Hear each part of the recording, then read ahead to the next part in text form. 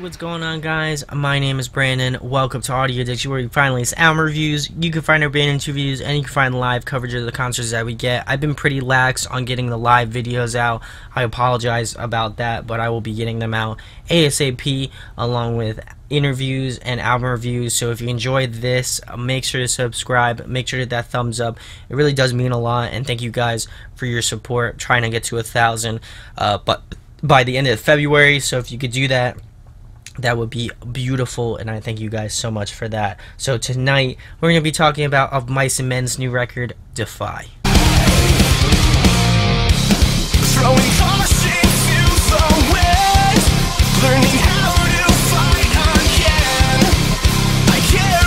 So I've been a fan of this band for a really long time, and for those of you who know me personally, this is definitely one of those bands that I love, and I think I've cherished over the years. Just going to see them live with Austin, and obviously now without Austin, I think they're one of those bands that have and will speak to me no matter what. I listened to Cold World. I wasn't really a fan of it, but I appreciated it for what it was. It was Austin's last record too, and this is their first record with Aaron Pauly of Mice and Men. He's doing everything, vocals, bass, and I think vocals and bass, but this is their first record with him just kind of leading the pack here, and when I found out about it, I was really stoked because Aaron Pauly is one of my favorite vocalists. I loved him in Jamie's Elsewhere. Probably still one of my favorite records of all time is They Said a Storm Was Coming. So I really hold Aaron in high regards. So I was curious to check out how he sounds, if he still sounds great. I know he's been in Of Mice and Men for a bit of time, but I'm curious to see how his screams sound, how his clean vocals sound, and I was just excited to get into this record. I really liked Unbreakable a lot, and I definitely feel like for me that was one of those tracks that I was like, okay, this is cool, I like it. So I wanted to listen to the rest of the record and kind of get the vibes of this one. So I'm going to go through each track, give you my thoughts and opinions on them. I'm going to give some pros and cons on the record, and then I'm going to finish it out with an overall rating. So the first track on the list is the title track, of course, Defy. The guitars start off, it kind of has this really gritty sounding gritty sound to them, which I appreciate. I think it definitely harkens back to a little bit more of those like metal roots, but I also have really missed Aaron's vocals. I know that he's did clean vocals in Cold World, but I think that this one he does the screams and the cleans very well in this track. I know that people have been on the fence about him recently, but I think that it works very well in this track. The track also has this really cool bounce to it and groove to it. I think instrumentally there really isn't anything crazy going on. I never think that Of Mice and Men have been a really technical band, but I do appreciate the straightforwardness of this track, and I definitely appreciate the extra effort in the last chorus that Aaron does. He kind of goes into more of a higher range, which I appreciate. I think that vocally it's cool to see him do that as well too, just to see how far he can go vocally, considering he now does all of it. So really cool to me to hear that, and we'll move into the next track, which is Instincts. This one definitely has more of a classic sort of metal vibe to it, like I'm saying, like classic metal, like Metallica, that sort of stuff. Definitely has that sort of vibe to it. The instrumentation definitely stresses that for sure. Liking the cool guitar solo from, I'm pretty sure it's either, I don't know if it's Phil that does the lead guitar or if it's Alan. Not entirely sure, but I do like the cool guitar solo that starts at around 2 minutes and 45 seconds and ends at around the 3 minutes and 35-second mark. It definitely fits to the motif of this track, having that sort of more old school metal vibes to it. Overall, it wasn't what I was expecting from them, but I definitely think they made it work in this track. Again, it wasn't something that I was expecting, but I think it was good overall. So we're gonna move into track number 3, which is Back to Me. I love this one. I think it has great groove to it and just bounce to it. I appreciate the more sort of metalcore and post-hardcore stylings of this track. It definitely has shades of Aaron's older project, Jamie's Elsewhere, which I mentioned earlier. And I definitely like that this track highlights Aaron's amazing cleans. I still think that this one, while it being kind of, I guess, a lighter track off the record, happens to be one of my favorites as well. The vocal melody absolutely got stuck in my head, and it's one of those tracks that every time I listen to this record, it's one of those tracks that I go back to. So love this one, no pun intended actually, but love this track a lot. Definitely one of my favorites. So we're gonna move it into track number 4, which is Sunflower. Really liking the cool drum and guitar intro. The guitars almost sound like bells at certain points, which I think is really cool. I think the chorus is definitely the highlight of this track in particular. I definitely love the sort of faint melody and falsetto that Aaron does in the chorus. I think it's really cool, and I would love to hear it utilized a lot more. Maybe in a future record, that would be really cool. And this one definitely has this nice balance of heavy and melody. I feel like I've been missing that so far, so to me, I like that vibe of that. And this also, to me, kind of has that closest sound to Cold World. I haven't listened to it in a while, but to me, what I remember is that sort of vibe in this track. Liking this sort of spaciousness in the track, more specifically in the bridge. You can definitely hear it, and it's definitely noticeable. So we're going to move into track number 5, which is Unbreakable, one of the singles that was released. Loving the high energy of this track. The transitions of cleans to screams is balanced out super well in this track. I think this track is executed definitely one of the best tracks off the record, just by execution alone. I think that they kind of nailed it on that front. Definitely one of my favorite choruses, but the lyrics are a tad bit cheesy in my opinion. And this one definitely feels like a B-side sort of track off of The Flood, maybe like that sort of extra add-on that they had. And I appreciate that they didn't completely neglect their roots. I think that they have these tracks on this record that kind of harken back to older stuff, and then they do have tracks that are kind of on the newer age of Mice and Men. So definitely like that. I think this one is definitely one of the better tracks off the record. Definitely one of my favorites as well. I know I said definitely 3 times, but for sure this one is one of my favorite tracks off the record. So we're gonna move into track number 6, which is Vertigo. This one has more of a hard rock, sort of rock vibe to it. And I appreciate the experimentation of this one. It has this unique sort of expansiveness to it, and I think that Aaron's vocals work very well in this track in this sort of rock context. Really good track. I'm surprised at how good it was. It's definitely one of my favorites too. It's one of those ones that when I go back to listening to this record, it's one that I go to as well. And I like that Unbreakable and Vertigo are back to back because they offer a nice contrast. I think Unbreakable is definitely on the heavier sort of side, and Vertigo is definitely on the sort of lighter side of the record. So it's cool to see that counterbalance between those two songs, and it's definitely one that, again, I don't feel like a lot of fans were expecting, but it just works out really well. So we're gonna move it into track number 7, which is Money, which actually happens to be a Pink Floyd cover. Interesting song choice, personally.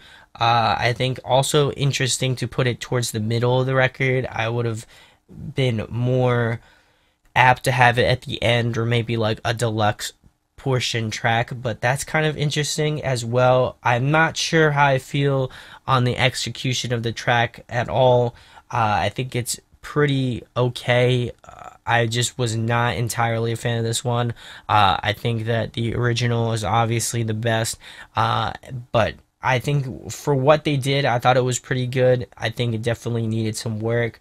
But overall, I thought it was pretty decent. So we're going to move into track number 8, which is How Will You Live?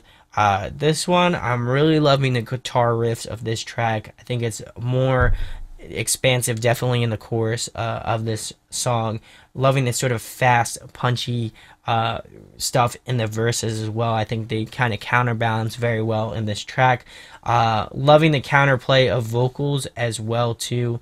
I think that Aaron kind of teeters that line between good screams in this track and kind of good singing singing, melody, all that sort of stuff. I think it works very well.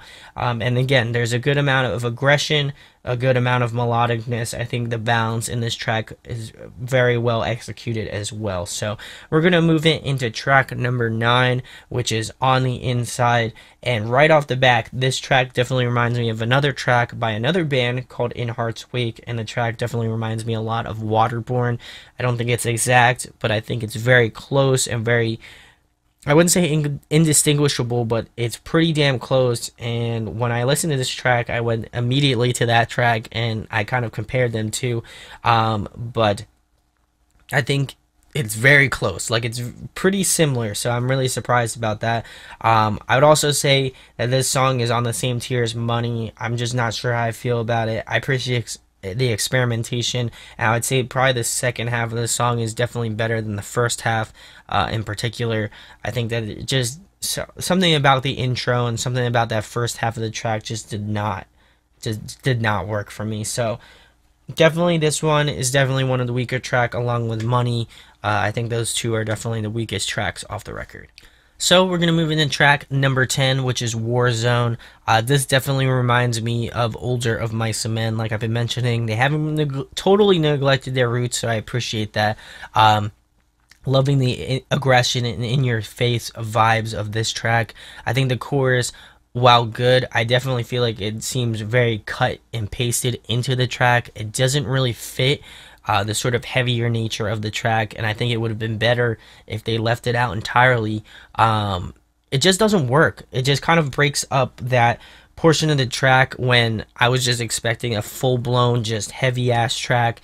And this one it just doesn't work for me personally. And I think a lot of people agree with me on that, is that that's the reason why this track didn't work as well as it should have. If it didn't have that chorus, I think it would definitely be my favorite track on the record, hands down. Probably with Back to Me. I think those two are definitely my favorites, just because they kind of counterbalance very well. So those two definitely work. I'm not saying that this is a bad track by any means. I think the first, I think 3/4 of the track is just amazing. It's just that chorus just doesn't fit right, and I think it kind of just slows it down and just doesn't fit well. It just doesn't work. So if they left that out, would have been primo, but they had to leave it in. So personally, still a really good track, just not an amazing track. So we're gonna move it into track number 11, which is Forever YDG, and kind of a follow-up to YDG and all that stuff. I know that they've done, I think, 3 iterations of this, but I think that this track personally just fell off for me. They're trying too much to be kind of that Austin Shaley era of a Mice and Men, and I just don't think it works. It's not playing into what Aaron does. I know Aaron does some really great stuff. Obviously, he's done a lot of great stuff on this record, and he's done a lot of great stuff in his older projects, but it definitely has sort of an identity switch or identity sort of misidentification. It just kind of is trying to be old by paying homage to the old, but it just doesn't feel right. It feels very forced. It doesn't feel like it's doing them a justice, and I would definitely say that this is one of the weaker tracks just for that reason. I think that they could have really done something interesting. They kind of could have carried on the next wave of YDG for sure, but it just, to me, didn't kind of hit that stride like I was expecting it to. The screams feel very much like Austin's, but just not in a good way. So to me, definitely one of the weaker tracks of the record, which is really disappointing because I thought that it was going to be a good one just based off of the sort of motif that they were going for. So we're going to go into the last track, which is If We Were Ghosts. And I've definitely been noticing a common theme throughout most of Mice and Men records is that they always end the record off on a sort of softer or acoustic bass track, and it's definitely cool. I love that sort of vibe. I've always appreciated the sort of softer songs that they've able to come up with over the years. But it's definitely nice to hear Aaron's sort of more delicate vocals in this track. I'd love to hear more, again, of the falsetto in future music. And it definitely highlights of Mice and Men's sort of softer side. I know that they do have softer songs, so it definitely works in that regard. And I think that this is a good track to end the record on a strong note. I feel like if they ended it on forever YDG and I'd be kind of upset, or if they handed down money, I would be upset with that too. So some pros and cons of this record. I think they did a lot of things right. I was really kind of skeptical about it just because Austin's gone, and it was going to be hard shoes to fill. But if there was anybody that I knew could fill those shoes, is definitely Aaron. I think that he just did a really phenomenal job carrying the torch for both. I'd love to see how he compares and stacks up live in that regard. But overall, really enjoyed this record. I didn't think I was going to enjoy it as much as I thought I would, just based off of previous or reviews from other people. I wasn't getting really good vibes, but I think that for me, as listening to older of Mice and Men, kind of comparing it to the trajectory of where they're going, I think that it works well. I love that they're keeping the sort of the older vibes while incorporating new stuff into their music and their sort of genre sphere of stuff. So appreciate that a lot. I think that Aaron did a great job. I think that his vocals kind of transcend a lot of these tracks, and some of my favorites are the ones that kind of counterbalance between the screams and the cleans, and I think he does that execution wise very well.